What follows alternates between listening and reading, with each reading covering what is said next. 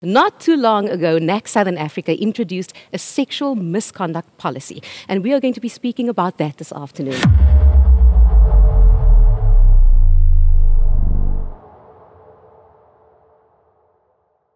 I've got Apostle Robert Worship with me and also have our topic expert, Hetty Sheppel. She is a psychologist and a lecturer and program manager at a national tertiary institution. She's also the chair of the sexual misconduct panel that reports directly to the district apostle. Why have we decided to introduce the sexual misconduct policy? Tracy, we introduced it after we identified that there was a gap in our pastoral support offering. Matters of sexual misconduct they don't fall into the normal realm of pastoral care. It's not the kind of thing where you go and visit, you have a prayer and everything's over and all done. Victims and perpetrators need interventions that definitely go outside of the normal way in which we support. So we identified that and we said, let's develop a framework that will guide the church in how to do that.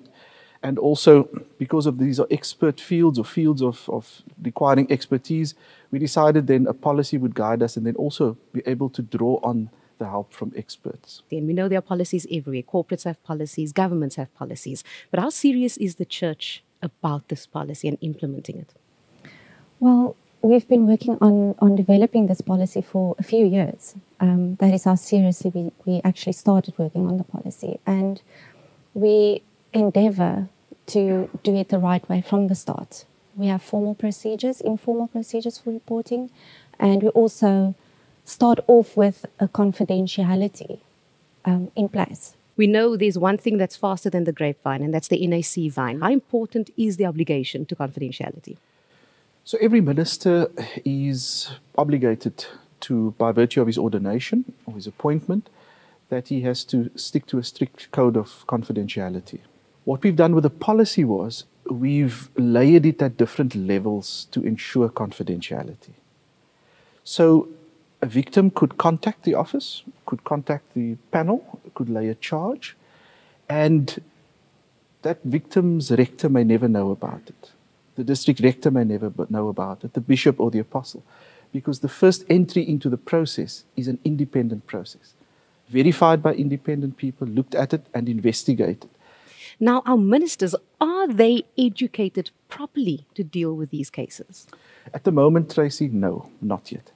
So what we're doing now, we've just appointed the Apostle Area Safekeeping Facilitators. That's the title they will go by. And they are just enjoying their first part of a South African qualifications framework accredited course that they are doing. And they will train trainers in return. Let's touch on the very practical steps. How does one go about reporting a matter of sexual misconduct? It's actually very simple. There's an email address and only the panel members have access to that inbox. And I mean, the panel members are all experts. They're all registered professionals, so trained and experienced in dealing with these matters, and then we address whatever complaint or whatever report comes in. Now, we know when a victim comes forward, they lay a complaint. That's still a while away before they actually lay a charge, right? And there's a lot of support needed for that victim. What support do you have for them? We do have a panel of experts who are registered with their respective statutory bodies. And we also have a referral system where we do refer to community support, Childline, Lifeline. We do have a system in place for support, not only for the victim and the families, because the perpetrator also has a family. So we also want to support the perpetrator. How often will we be updating this policy? Well, this policy will be reviewed officially every 2 years. There is a formal panel to review the policy, which is independent of the actual sexual misconduct panel, which are also comprised of experts that will review and monitor and evaluate the efficacy of the policy. We are seeing movies are being made about sexual misconduct and sexual harassment. There are series being done about it. Why has the church decided to do this now? Don't you feel that perhaps we are jumping on a bit of a bandwagon in this time? We started with the development of this policy back in 2017 already. And along the way, we often reminded each other to say how topical it is what we were doing.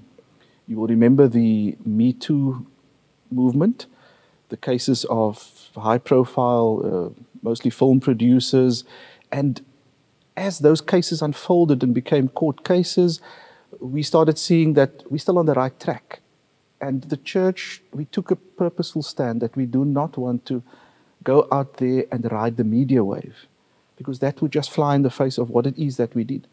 We brought this to the table when we were completed with it. How sure can we be that the church is going to deal with this in the right and professional manner to ensure that we resolve and address these issues? What we've done in terms of the reporting of matters, it actually has very strict deadlines in terms of when the church must respond. So if somebody lays a complaint, it comes to the sexual misconduct panel. Within 7 days, that report must be issued to the district apostle's office. Within 7 days, the district apostle must then appoint an investigator, and within 14 days, the investigator must report back to the district apostle. So within a month, we are able to deal with it professionally. And everything in that process happens outside of the pastoral realm. Somebody needs psychosocial help. There may be a criminal element as well. We may need to involve legal experts. And we have purposefully said, let's first sanitize the process from anything else other than giving the person the kind of support that they need. Closing thoughts from both of you. I'll start with you, Hetty. Well, within our church community, the time has passed where we can say that it's somebody else's problem. Each and every one of us have to be an agent to prevent, firstly, and to protect the vulnerable individuals in our church community, especially the children.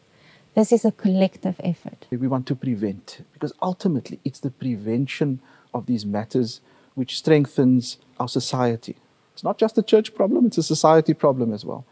And so that's what we're saying. We're committing to zero tolerance, and we want to educate and bring about the awareness to all in the church community.